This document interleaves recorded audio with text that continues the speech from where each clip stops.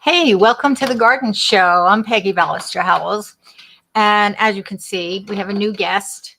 This is Alfalfa.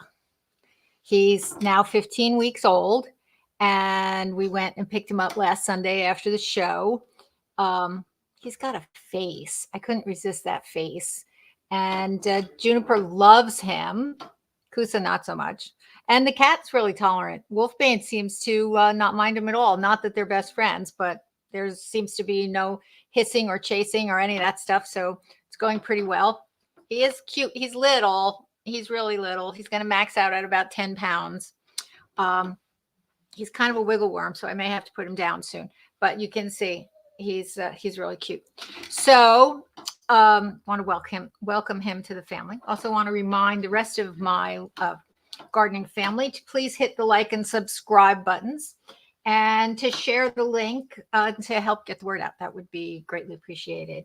And remember that my website is gardenwithpeggy.com.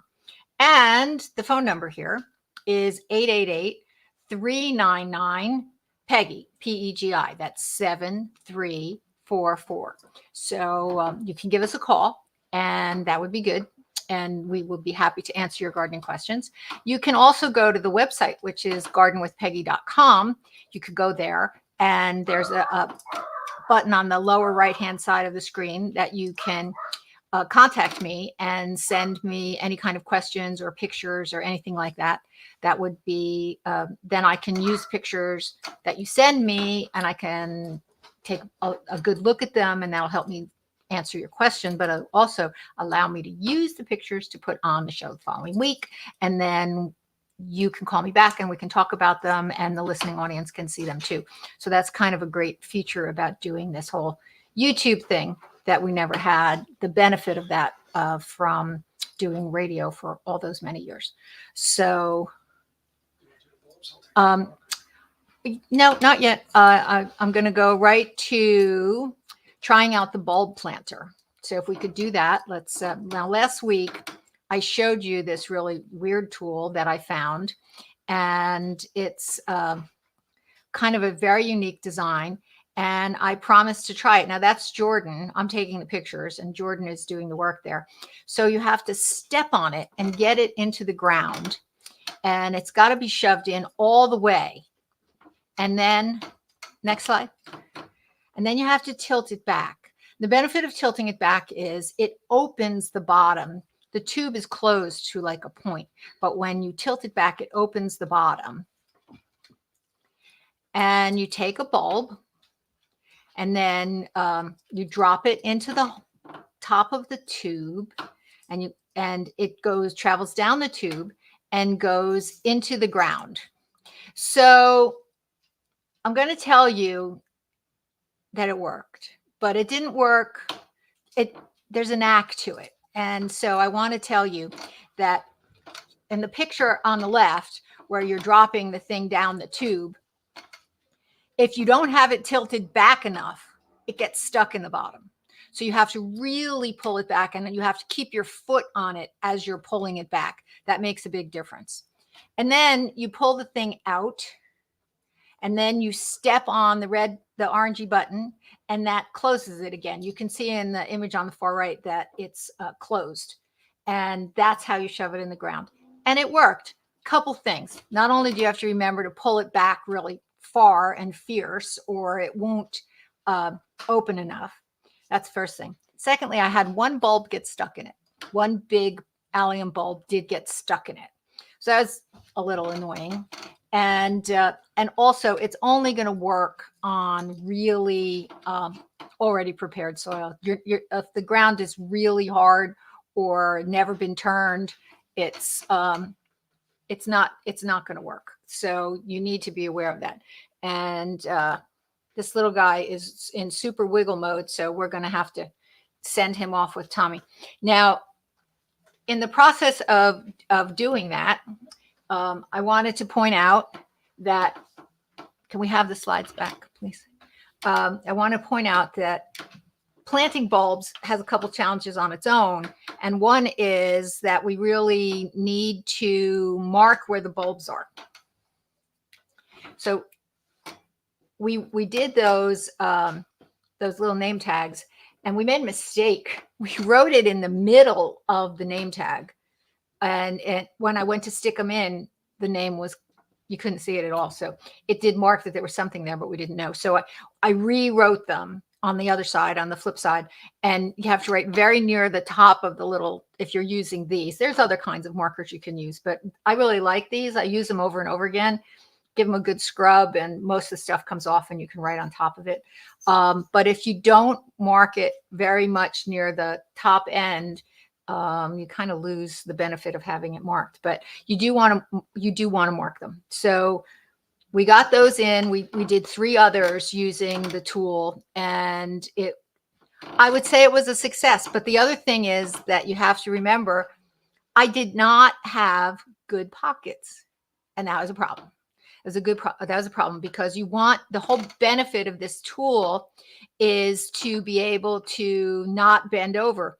And if the bulbs are on the ground in a bucket or something, then you're still bending over. So now this particular, so if either have a sweatshirt with big pockets or a satchel that goes across your body, and then you can just reach in and grab them, but you need to come up with a method of being able to have the bulbs on you, or you're bending over anyway. All right, can we have the next slide, please? All right, so this is Mary from Warren, and she sent me this picture on the left, and the bulbs that we just planted, if you saw on the signs, is this ping pong allium that blooms in the summer. And we planted another bulb as well, but we really have been working very hard at getting a lot of alliums in the ground. And because I get asked all the time for things that are deer resistant. Well, all the alliums are in the onion family, and they all smell like onions. And so pretty much, unless anyone has had other experience, I've never heard of deer or bunnies eating onion family plants. I have had people actually steal the flowering onions out of the garden. I have had that experience, but nobody has eaten them, to the best of my knowledge. Okay, can we move ahead?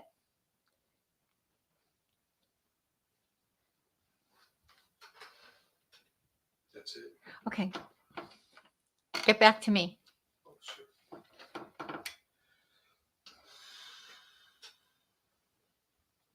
All right, so, but speaking of, these got delivered the other day, and the only alliums, they came from the Holland's Bulb Company, the ping pong one, and the other one that we planted the other day. And I was really surprised at how, oh man, I can smell the onions just opening this box. So these came yesterday, Friday, I guess Friday. These came Friday. So let's see. We've got a whole box full of bulbs, and they're all alliums. Oh, this is Sicilian honey, and oh wow, this is a Crown Imperial. This is not in the allium family, but it's rather spectacular. These little teeny tiny ones, hair alliums, they're really weird looking. So I have a whole box. I have one. All of this is deer resistant material. Rosy Dream, another Crown Imperial, Azurium, that's a blue flowering allium, and another Crown Imperial. So all of these have arrived. The month of October is the ideal time that you want to plant out all your bulbs. So we do want to get them in the ground, probably try to get them in the ground this week. All right, we're going to go to the phones and have a chat with my dear friend, Jack Otterbein. Hey, Jack, how you doing? I'm good. I'm good. What's up? Oh, Jack, I don't know if you can hear me because all of a sudden I can't hear you. We're having button problems today. Jack?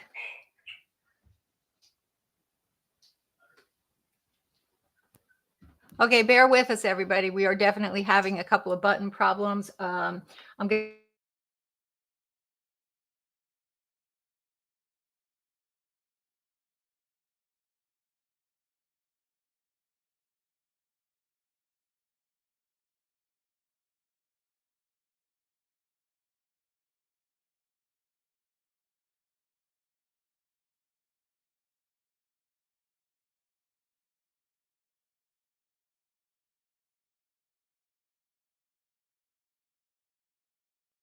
anything's possible. The world of technology just confuses me. So, but it's good to hear your voice. Is this like your last weekend Yeah. going down the shore, or do you keep it up over the winter? No, I'm going to keep it up. I only came down this morning because it was so miserable Friday and Saturday night. Friday night, Saturday. So I just stayed home and did things around the farm. But I was just calling to remind people this is probably your last week to seed. And if you want to do a survey, check the people who seeded end of August, beginning of September, even if their grass seed sat there. We had that on many, many properties we take care of. Now it looks like a sod lawn with all the rain we've had and perfect growing conditions. So if you did your seeding at the right time, and you could still do it, and you will turn out with a beautiful lawn in the spring. Well, I would have said last week was the last week, but you have more experience with growing grass than I do. So I will bow to your greater expertise. But either way, people need to get a hustle on because it's getting to be the end of the season for sure. At 11 o'clock today, you're ready to get out there. Yeah, that absolutely. And I'm so glad that you called because this is the week that I want to come pick my Christmas tree. And will you be amenable to that? Will you be around? Well, even if I'm not, you can go in there and look around. Oh, but I don't want to go without you.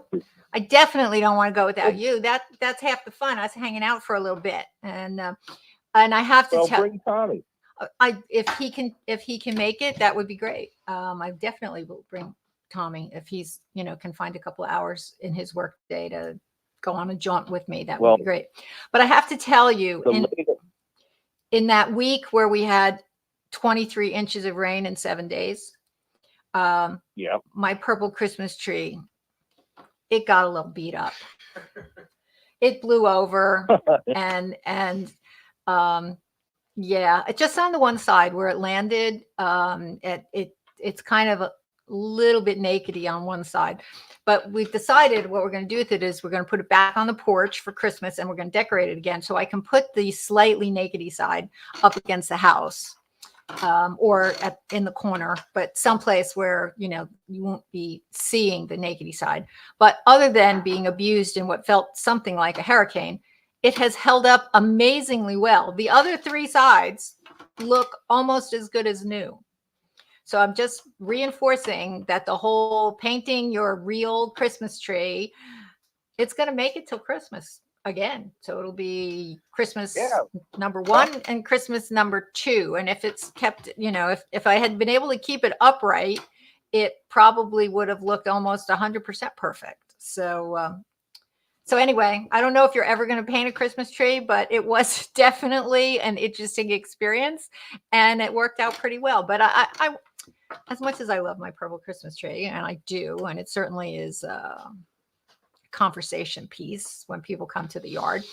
I need to have the smell of a real Christmas tree or it won't feel like Christmas in the house. I've already had a number of people out and tag their trees. Really? I better get there or all the good ones will be gone. Oh, there's still plenty. We have plenty. They're coming along. They're growing nice and tall this year. But we have them tagged up. And I got to tell you a funny story, and I'll probably tell the audience this story 5 more times before Christmas. When you come out to a farm and you see big streaming ribbons on it, what do you think that means? They are sold. Don't say, "Oh, I want this one." And it's not like you have to look for a ribbon, right, Peg? There's multi ribbons on them, even sold stickers, and they still say, "I want this one." And it happens probably a dozen times a year with people. Okay, well, that's unfortunate, and people want what they want, and they want the good ones, and the good ones get tagged, or the best ones get tagged first. So all of that's reasonable. But Jack, you grow such beautiful Christmas trees that I'm pretty sure they should be able to find something else that makes them happy. And I will be there. They do, but I just think it's a funny story that people ask for the ones so I have 35 trees with ribbons on, and they're the only ones that are for sale in the whole nursery. If you use that logic, well, I go backwards on people. It's not just humans and Christmas trees. I now have 3 dogs. I don't know if you saw at the beginning of the show the little tiny new dog that we got. If they each have a chewy thing, it's like rotating chewy things. They will drop them, and one will go steal one from the other one, and then the other one will go take that one. And they have to have the one that somebody else has. It's just human nature, dog nature. They want that one because somebody else has it. So that's why they want it. Makes it more desirable, makes it more appealing because, hey, somebody else really likes that. Must be a good one. I want it. But I will be there, and I will pick out my tree, and I have every faith in you, Jack, that you won't sell my tree to anybody else. No, I have yours in a special area that I'm not showing anybody. Okay, so then the question is, so you're not really officially open yet, but you will be soon. Is that correct? No. Yeah, soon. I don't know exactly when. With these nice days like this, I'm not going to hang around the farm when I can spend a day at the beach or 2 days at the beach. I can't say I blame you. So I have. Okay, but why don't you just give people a general idea of where you are so that they can plan? Are you willing to do that? Yeah, I would say the beginning of November, after Halloween, on weekends, we will be there definitely to let you look around and tag a tree. Okay. All right. Well, that sounds wonderful. You enjoy your day at the beach, and we will talk. I will give you a call so that we can plan a day for us to come out and pick out a tree for us. Not purple, a not purple tree. I hear you. All right, we'll talk to you soon. All right, thanks, Jack. Bye-bye now. Okay, so I'm going to give the phone number again. It's 888-399-PEGI. That's 7344. Where'd the puppy go? Oh, downstairs back in the puppy is back in his crate only because he hasn't peed yet. And I think he was going to, if I waited too much longer, he might have peed on me. So he's downstairs. He's in his crate, but he's doing really, really well and very friendly, very sweet, very good natured. So, all right. So we went to Mike's again this week. So let's show up some of those slides. Mike's Country Market is on Riva Avenue on the borderline of Milltown and East Brunswick. And it's a family place. Oh, I met Mike's mom, and that was fun. She's very sweet. And we brought the puppy, and the puppy was, of course, a really big hit. So we went in there. That's Mike among all the moms that are kind of in full bloom. And I did pick up a few moms for myself there. And Mike's a really nice guy. And he's been around there for a while. These are some of the pumpkins they have. They had a pretty interesting assortment of all different kinds of pumpkins and gourds. But they had these, and these are cheese pumpkins. And for those of you who have never seen a cheese pumpkin or have never recognized that this is a cheese pumpkin, these are the ones that are preferred for making pies. Now, my son brought me something that is not a cheese pumpkin, but that he says will make a good pie. It's sort of like a princess pumpkin. But these cheese pumpkins have been long standing the gold standard for pie making. So Mike has some. A cheese pumpkin this size will probably make like 2 pies. All right, when I walked in the door, this was the first plant that I saw when I walked into the greenhouse area. And it's, once again, Mike's place is not big. It's not small. I mean, it's not minuscule or anything, but it's not gigantic. but it never fails that I go there and I see something I've never seen before. And that makes it so much fun. It's so much fun for me, so much fun for other people to go. This is called a roeo, a Moses in the cradle. And I have a roeo. I have a couple pots of it actually, but not this variegated one. I've never seen a variegated one. Mine is green on the inside and purple on the outside, but not variegated at all. And I think this one is very compact. Mine tends to get a little bit bigger, I think, but it's just a really pretty plant, and it tickled me that that I had seen it. Common name for this is Moses in the cradle. It's because it gets little white flowers in surrounded by green leaf-like structures, and it looks like a little baby in a cradle, wrapped in a cradle. So that's how it gets its name. But botanical name is roeo. And this is Mike's banana tree. This is a real banana tree that makes edible bananas. I have banana trees that are growing in the yard, and I don't know if I'll get to show you them this week, but it's mine do not produce edible flowers. Mine are hardy. They die down to the ground and supposedly will overwinter. And by next year, they will get even bigger than they got this year. But this is a real gigantic banana. It's growing right next to the passion vine. So it's this little tropical indoor garden there. All right. This is weird. It's a cactus, as you can tell. It's a mammillaria. And this is its flowering structure. They said this is all they saw, that they never actually saw anything that really looked flowery. I haven't looked into it or why it makes these really weird flowers, but I thought it was very, very cool. And I thought it was very Christmassy, the green and the red, but again, something I'd never seen before.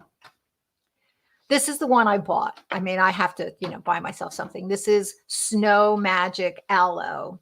There are so many different kinds of aloe. When you think of aloe, we think of the aloe that you use for burns, the big aloe vera, that's what it's called, and has bigger leaves. But there are so many different kinds, and they're all easy to grow and pretty, and you can divide them and give them away. So this is one of the plants I actually brought home. Oh, and that's Jordan, and that's Jordan with the puppy who was riding around in that cart. I put a blanket down so his little feet wouldn't go through the bottom. And he was a big hit. Everybody was petting him. Alfalfa is, he makes friends wherever he goes. And we're getting to the end here. Listen, this potting mix, I've never seen this potting mix before, but the marketing is pretty outrageous. And I was very intrigued. Lucky dog. But its contents are sphagnum moss, perlite, earthworm castings, bat guano, and mycorrhizal fungi. So it should be really good stuff. And next, I'm fully stocked in potting soil at the moment, but the next time I need some, I'm going to get some of this and give it a try, because how can I not buy that? It's just, first, it's adorable and it's got good stuff. And the other thing is, I made an observation. How many different words are there for poop? I mean, really, earthworm castings are earthworm poop. Bat guano is bat poop. When it's insects, it's called honeydew, but it's really poop. There's a lot of different words that describe that. And I thought, someday I'll make a list, but it's I've never seen bat guano used for anything, but guano is usually bird poop, and there are mountains of it in places where it's harvested as fertilizer and natural fertilizer. But I thought it was interesting how many different words for that there are, and they're supposed to make it sound better than it is, but it is what it is. So, okay, next. All right, this was the other plant that I had to buy. It's a coral berry, but it's a proven winner, and so it's called proud berry. But Symphora carpos orbiculatus is the botanical name, and I've seen it before, but I've never seen one in this color. And was just so beautiful. And it's a sun to part shade plant. It gets 4 feet by 4 feet. I saw another place where it was listed as 3 feet by 4 feet, but it has these berries on it in the fall. And this is Keith. And Keith is, well, he carried that to my truck for me, which was very sweet.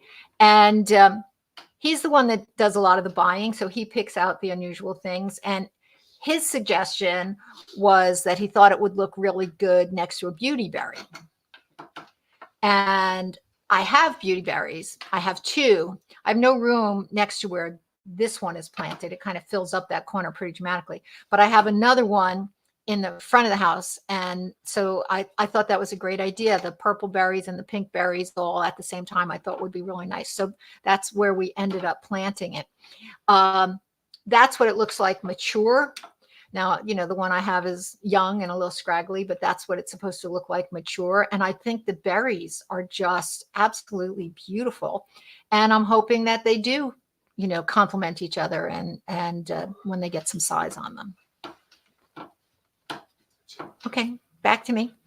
So let's go to the phones now, and we're going to go over to Milltown, and this person's name is Camry. Did I get that right? Camry from Milltown. Hi, who am I talking to? Hi, good morning. Oh, it's Anne Marie. The automatic, the artificial intelligence wasn't so intelligent. How are you today? How's Uncle Art? I'm good. What did it print? Emery? No, Camry, Camry, like the car. Not even close. No, I not have even. gotten Emery, but not ever that. So sorry. It's only me. I'm calling, you know, your perennial sunflower Yes, jungle on the side that's so beautiful. yes. The first year had plant swap. I got a plant which promptly got eaten off by the deer. And I was just sad. And then last year it came up. I said, oh, well, aren't you clever? And nobody found it to chew it off, but it didn't bloom. But it bloomed me 4 flowers this year. I'm so excited. And does it only spread underground, or does that also give off a seed? Yes, both. Both. Okay. So should I harvest these seeds or just put them in the ground by the mother plant?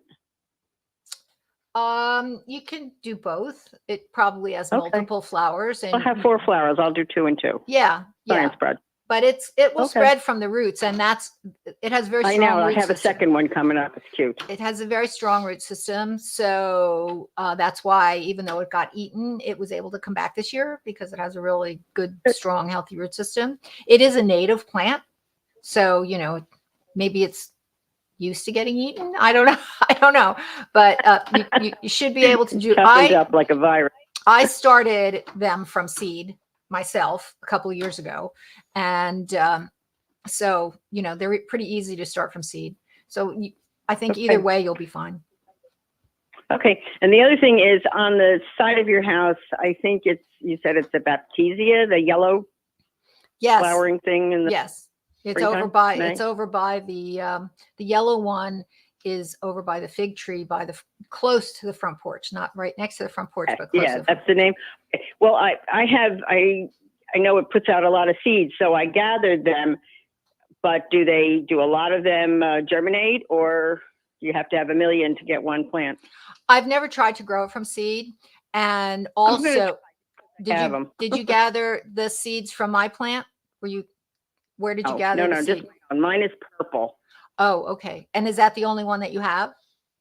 It's the only one I have, and it's the only. Oh, okay. I don't want any more. I have no place to put it. It gets too big, but where it is, it's perfect, but it doesn't have room for a friend. Okay. Well, then you probably have purple ones. See, I have 3 different kinds. I have the yellow one, a burgundy one, and a Right. pink one. And since they're all next to Right. each other, if I try growing the seed, I don't know what we'll get. Okay, well, if I grow a purple one, you could have purple one too. That would be lovely. But maybe I will save some seeds. There's a lot of seeds out there. So Yeah. maybe I will harvest a few and see what we've got. I think that's a good idea. I think I'll do that this week. Thank you, Anne Marie. It's a very hardy plant and tall. Mine is fairly tall, maybe 4.5, 5 foot. But when the neighbor's 2 huge oak trees came down, it just about flattened it. And I was like, okay. And it's brought itself back up. I don't know. I didn't do anything to help it because it had already bloomed. And I was like, well, you're close to the end of the season. So I just let it be, and it's happy. Mine got the pink one is almost completely laying down, very healthy, not broken, but just the weight of it is laying down, almost covering the sidewalk. The burgundy one Wow. is the biggest of the three, and that's perfectly upright.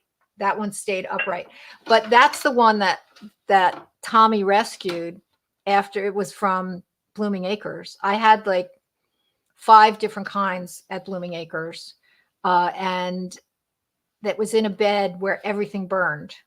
Everything burned.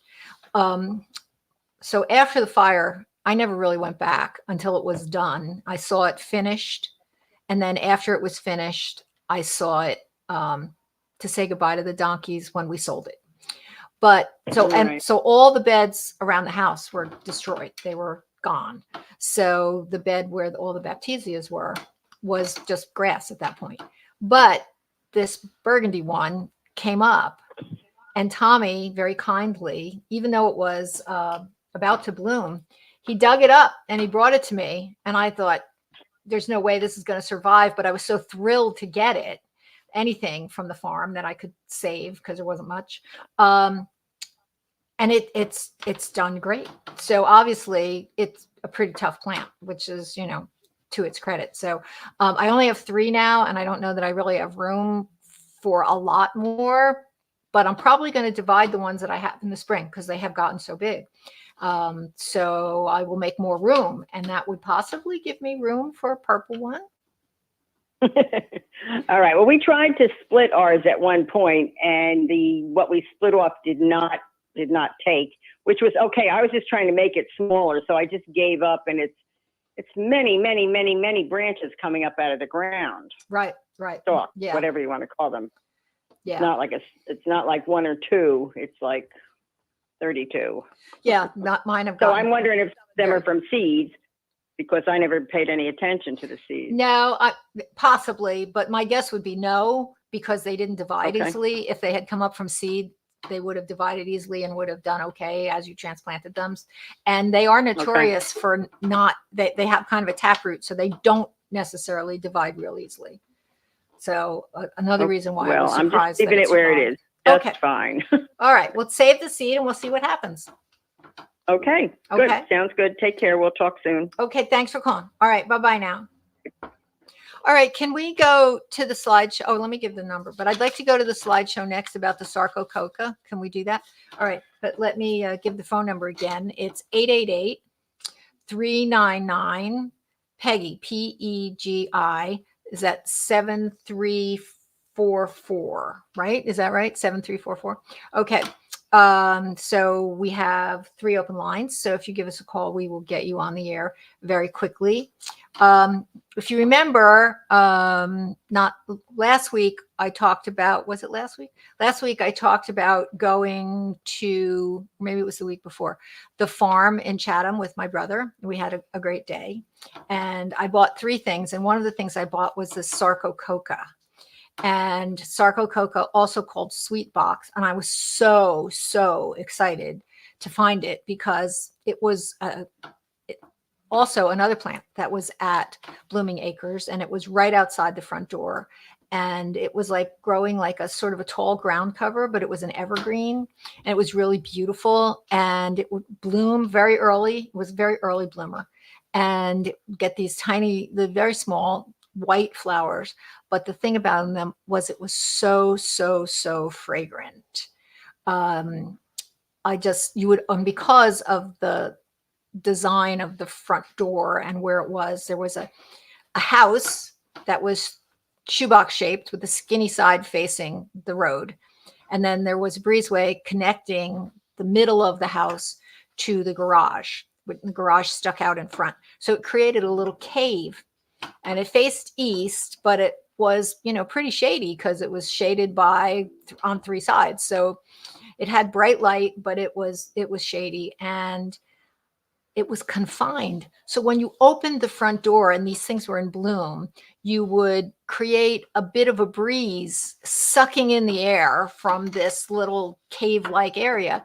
And so the scent would come wafting into the house. And it was so beautiful. It was a treasure. And I've been looking for it ever since and have been unable to locate it until I found it at the farm. Now you can see this is a picture taken from the plant that I have, and you can see it's already set flower bud. All of those little tiny things are flower buds that will open very early, maybe February, late February, early March. It's one of the first things to bloom. And this is what the flowers look like. And again, the scent is just absolutely heavenly. I guess the name Sweet Box is because of that. I don't know why else it would be called that. But the other thing that I like is it's very shade tolerant. And I do not know if it's disease resistant. I'm sorry, deer resistant. I didn't have deer there, so I guess we'll find out. But it's just a lovely surprise. So what I did with this plant that was really robust was we pulled it out of the pot and decided we could divide it. And I'm hoping that, I want to use it on the edge of the woods in certain areas. And if you just start out with one plant, it's not going to spread very quickly. So Jordan helped me with this. We divided it, and look at the roots are so healthy. So that one in the center and the front's a little scrawny. It just kind of fell off, but the roots were really nice and healthy. And we got 5 different divisions from it. And we potted it up again. And we're going to leave them outside for a while. The greenhouse is so packed, I really don't have room to keep them. But they are hardy to zone 6. So they should do fine outside, at least for a while. I might need to give them some protection because things in containers don't do that great. Even if they are hardy, being in containers over the winter is not good for them. So I may end up finding another spot for them someplace, not quite sure where, even if it's just, like under the porch or just someplace where they're out of the wind, or maybe I can pack straw around them wherever they are, but, give them a little bit of a safety net. But I'm very excited. And then come spring, we'll hopefully they will have grown and gotten a little more robust in the containers. This is another variety. I've never actually seen this one, but if you come across it, it's definitely worth investigating. It has a little bit of red to the flowers, called Sweet and Low, but the botanical name, more than Sweet Box, it's more known by its botanical name, which is Sarcococa. And this is a treasure. I'm very excited to have been able to find this. So we'll see what happens, but it's a beauty. And again, I picked that one up at the farm in Chatham. So let's get back. Are there any callers? We should give the phone number again. We have about 22 minutes to go, and we have all open lines. So if somebody wants to give us a call, we will be able to get you on the air right away. Now is the time. Okay, so I did mention that we went to see Mike. So I bought a bunch of mums from him in addition to the Carlberry and the little aloe that I bought. I did pick up some mums. So this is me working on the planters. We had pulled all the annuals out of the planters, but this is called Creeping Jenny, and it hangs down on the side of the plants, and it tends to come back every year in the containers, but we were putting the mums in and completely filling the containers. So this is what we did. We had some pretty good roots on those Creeping Jennies, and we had 3 pots. We pulled all the Creeping Jenny out of all 3 pots, and then we potted it up again and gave it a good, you see how it hangs down? It looks really pretty. It's very decorative. So I'm hoping to be able to keep it going. Again, I can leave it outside for a while. In the container, I would be hesitant to leave it outside all winter, but we're going to try to overwinter it, and then I'll be able to divide it in the spring and put it back in the different pots. So these were the pots that I pulled all the Creeping Jenny out of.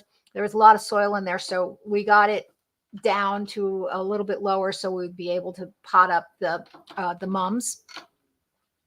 And you got to be careful because those mums are sort of easily broken, so you have to be a little gentle with them. But we put them in the red pots, and we packed the dirt all the way around, and just used our fingers really to shove it down deep. And I love the red pots. And so we did 3, and got them all, cleaned up and ready to go. Put them back on the truck, and took them to Ocean Grove. And I think the yellow mums and the red pots on the yellow and red stairs is really pretty. And the annuals that were in there were fading. We also took all we have giant hibiscus that live on those steps in the summer. Those are gone. Those are back in the greenhouse already. But I was very pleased with how this came out. It's a nice pop of color. And we just this year, painted the steps red, and I really like how it looks. And so the red and yellow is just came out to be a really nice combination. Okay, so let me give the phone number again. It's 888-399-7344. That's 888-399-PEGI, PEGI.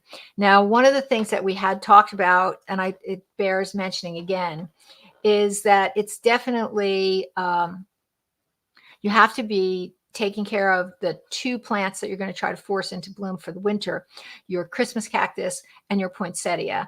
I did mention it last week, but it warrants mentioning again that these are plants that are light dependent, and then the Christmas cactus is even more temperature dependent.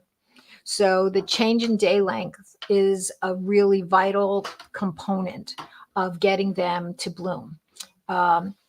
So you need to provide 13 hours of total and complete darkness for your poinsettias at night. They can't be in a room where you turn the lights on, because that disrupts the chemical reaction that forces them into bloom. So some people have put them in a closet where it's dark. I mentioned that the mums are very fragile and brittle and break easily. Well, they're made out of rubber compared to a poinsettia. A poinsettia just snaps all the time, very easily. So moving it in and out of the closet is sort of counterproductive, because you end up losing branches from moving it all the time. And covering it in a paper bag does the same thing. It's very difficult to cover them without breaking the branches. And it's also very important that people realize that you can't leave it in the closet all the time. You put it in the closet for 13 hours of darkness, but it needs to be moved to as much sun as you can possibly give it during the day. So this whole process of putting it in a closet or covering it needs to be something that you are religious about. It has to be every single day. You can't goof up and forget, because it'll disrupt the process. So that's why it's so much better if you could find a window where it's in a room that maybe you don't use so much.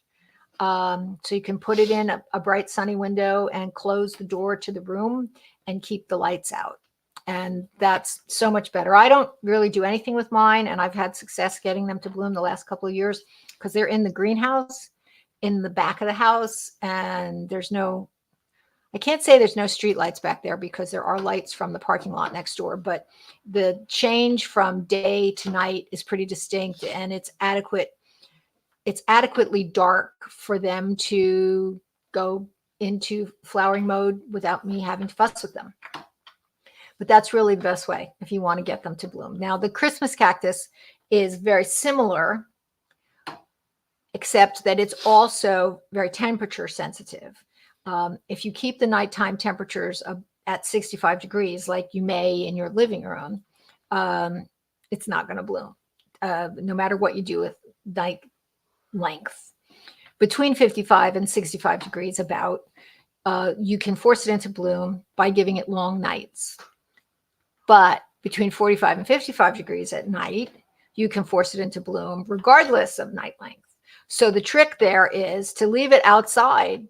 Just keep an eye on it to make sure there's not going to be a frost, but leave it outside where it's going to be cold and not freeze. And you can leave it out there for a while. And then, when the weather gets really cold, then you can bring it in, and chances are it'll bloom without you fussing over it. So you have more to manipulate with the Christmas cactus than the poinsettia, but both of them need that attention right now if you want to get them to bloom anytime around the holidays.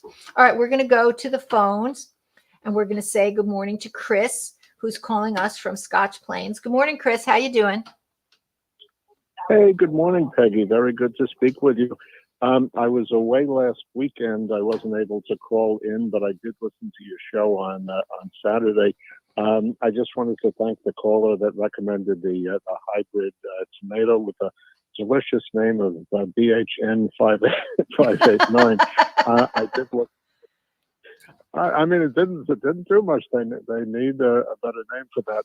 But I did look it up online, and as you said on the show, it's available through Johnny's Selected Seeds. And yeah, I'm very interested in trying it. Bob from Piscataway last year recommended a tomato. It was called Red Racer. Had a lot of good qualities, but the best thing was it was a very early tomato, very productive, and I'm always trying to whittle down what I'm going to grow, but the Red Racers, that's going to be a must grow for 2024. And, I'm eager to try the BHN 589. So, just thanks to the caller for that. Well, we're all going to try that one. But I'm going to say that my favorite one that I have really, really liked for 2 years in a row now is the mushroom basket. Have you tried growing that one? I have not. I've heard you talk about that. That also seems like would be something that would be worthwhile trying. So well, it's so beautiful when you slice it. It's so beautiful. It's like a work of art, and they're good sized tomatoes and they're really tasty. So, so that's one that's my contribution for tomato of the year. Okay. I didn't know it was a contest, but well, it's not an official contest, but obviously we all have our favorites, right? Yeah, and sharing what our favorites are is what makes this all so much fun. So yes, so I'll throw that one out as my favorite for the year. Good. I will give that a try then. The other thing that I heard from your show last week, you were talking about trying to hang up hanging plants in the sunroom, and how you were having difficulties finding things that were adjustable. I have a number of different hanging plants, and they're just attached to chains, so basically they're non-adjustable in that respect. But I was able to buy some pre-made hooks. They basically have like a J shape on either end, and you could buy them short, like 6 inches long, or 12 inches long, or 18 inches long. So even if the existing height of the thing that was holding the plants up was, shorter than you might want it to be, you'd be able to sort of like change the height using something like that. So they're available.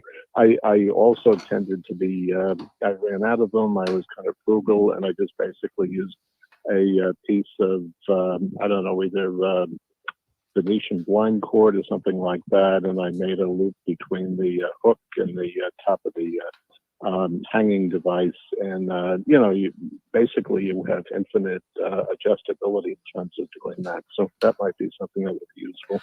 Well, I'm glad that you mentioned that, Chris, because we call them S hooks, and they come from teeny tiny to gigantic. I have some that are about 18 inches long out of would you call that wrought iron or cast iron? I don't know, but black metal. And yes, they were black. They were metal and they were black. And I've seen some that are really beautiful that have like little sculpture-y kind of shape to them in the middle, and those are really nice. I'm gonna have to. That's what I'm gonna show next week, Chris. You've inspired me. I have a couple of really weird kind of things that sort of function in that way. I have one that looks like a metal fleur-de-lis, sort of. So it kind of curls up on the bottom and curls in the middle and then curls up on the top again. And each one of those is a place that you can hang something. But my problem was really, and I really appreciate you bringing that up, because that would be a great thing to show as like my tool of the week. So that would be good. But finding the hanging thing. What do we call it? The plant hanger. It's called a plant hanger, but that's open to interpretation. But something to put the pot actually in, a rope thing or a string thing. They used to be available all the time. You could go into any plant store and they would have all kinds of ones. One's made out of shells, one's made out of beads, one made out of macrame. And you go locally and you can't find them anymore. I don't know why, but you can't. It's scary, but it seems like you can find a lot of certain things and none of others. So if they're popular, you find them, and otherwise they're basically not available at all. But that's that's not a good thing at all. But at any rate, I'm looking forward to seeing what you come up with for next week. Then. Okay, yeah, I will go through the greenhouse and I will gather them up. And the kind of sort of fleur-de-lis one is kind of cool because you can hang. I think there's like 6 or 7 different loops that you can use to hang from. And then, so you can arrange them. You have to keep it balanced. You have to have one on one side, on one or the other, or the whole thing tips. But I'll show you that next week. Oh, I'm excited. I didn't know I hadn't come up with what I was going to use for next week, but that's it. You got it for me. Thank you. Sounds good. Can I ask 2 other quick questions? Absolutely. Okay. So one question is about the sweet box you were talking about, how you bought it at the farm at Green Village. I don't know where I got mine. I got it a number of years ago. It's in the ground, very nondescript plant until it blooms, and boy, you can smell the scent from a long distance. But if I wanted to, it's established at this point. If I wanted to divide mine, is this a good time to do it, or would it be better to hold off in the spring? I'd rather see you wait until the spring to do that. If for trying, because you can easily take small cuttings, small divisions from it, because even those little skinny ones, because I made 5 pots. And one of the pots was very small, but even so, it had a decent root on it. They divide really easily, but I'd rather see you wait until spring if you can. But yeah, they divide. Yeah. You're the only person I've ever talked to, Chris, that knew what I was talking about. No, it's a nice plant. It's like I said, nondescript. The deer do not eat it. I'm fortunate. We built a fence so we don't have deer on most of the property now. But when we did, the deer, basically left it alone, and it was tough. It didn't need any special watering. It was in a woodland kind of a setting. I planted it, in a good location once and left it alone. And and the only thing that lets me know it's still back there is when it blooms, and then I come looking for the sweet vanilla smell. So that's a good thing. Well, it's an evergreen, which is nice, and it gets to be a fairly thick kind of ground cover. It does keep it pretty effective at weed control where it grows. Sort of like pachysandra or ivy. It's pretty good, but it's a little different, and I like the shiny small leaves. I think that they're attractive and they form a great backdrop. If you stick in like a daffodil here or, something, puts a couple of impatiens tucked in and around it here or there in the summertime, it forms a really great dark backdrop for anything else. Anything that's planted in amongst it really pops with a nice dark green background. Now that you mention that, it is a very attractive plant. I just have it in a sort of like a, obscure location, and I don't look at it. But when things die off in the cold weather, that is growing, and it is when you look at it, it's a very attractive plant. So that's a plus. Well, it's something else we have in common, so that's good. Final thing that we might have in common. I have a lot of grass. I'm not a big lawn person. I kind of think we have like a mixed herbal lawn. It has all sorts of different things in it, and I'm happy with that. I have better things to do with my gardening time. Question is, a couple of years ago, I got some organic lawn fertilizer on sale at Home Depot. It was like a big sale. It was like 80% off. So I have the fertilizer available. I remember listening years ago. There was a guy that used to be on the radio. His name was Ralph Snodsmith, and he would talk about if you only needed to fertilize your lawn once, do it in the fall. And I also remember you giving us some warnings about a cutoff time where you didn't want to fertilize, I guess, too late into the season, maybe when the ground would freeze. So could you give me any guidance? This is like a one-time deal that I'd be fertilizing the grass. Again, I'm not, meticulous about the lawn anyhow. Would this be a good time? Would it be better to hold off closer to Thanksgiving, or what would you recommend? I would say now is a perfect time. And there's Good. the whole thing about you want to fertilize before the ground freezes so that it doesn't run off. And actually, they changed the law. I think you're not supposed to fertilize after November 15th. It's okay. I could be wrong about the date, but I'm pretty sure it's around then. I used to say you could fertilize right after Thanksgiving, but the law changed, and it really has to do with the ground freezing, because it will run off if the ground is frozen. So you want to make sure you avoid that.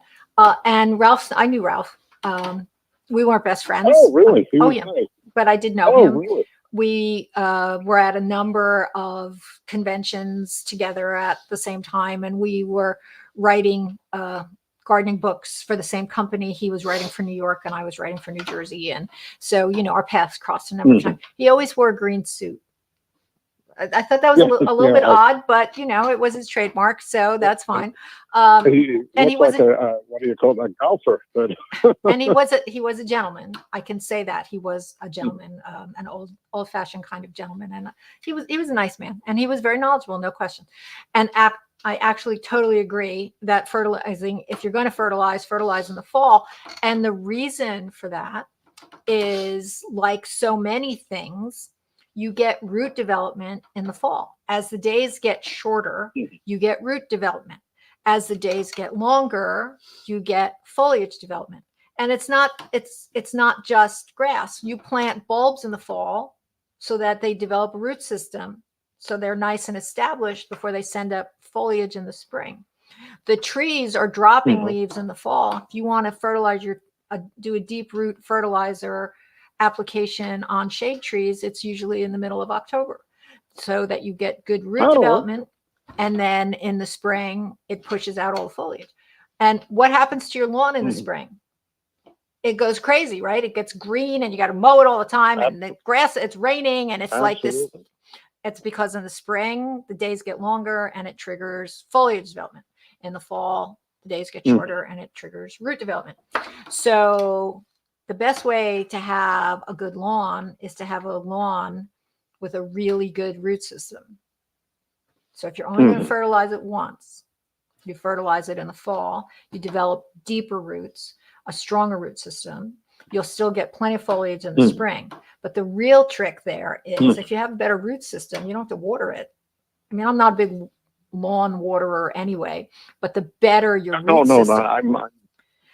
But the better your root system, the better the roots have the ability to take up water even when the ground starts to get dry. So the better your root system, overall better, healthier lawn you're going to have. So if you fertilize it in the spring and you don't have a healthy root system, then it's pushing out all this foliage, and it weakens the plant because it doesn't have enough roots to sustain it. Okay. Well, thank you very much, Peggy. You've answered all the questions. I greatly appreciate it. Maybe I have some fertilizing work cut out for me today. But thank you so much. I really enjoy your show. Oh, thank you. It's always a pleasure, and I'm sure we'll talk again soon. Thanks. Okay, have a good day now. You too. Bye-bye. Should we do wedding flowers? Do some wedding flowers real quick. All right. So we're going to go to this little slideshow I put together on wedding flowers. This gentleman is not the bride. He is holding the bride's bouquet. He's the brother of the bride. This is Mary's son, I believe.